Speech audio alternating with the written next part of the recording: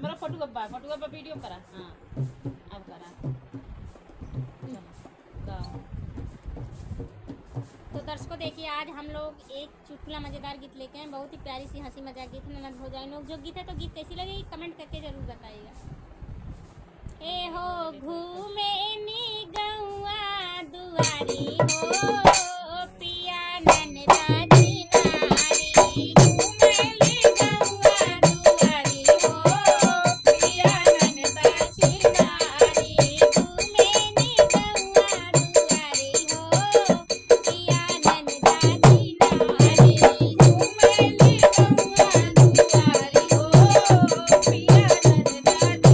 नारी।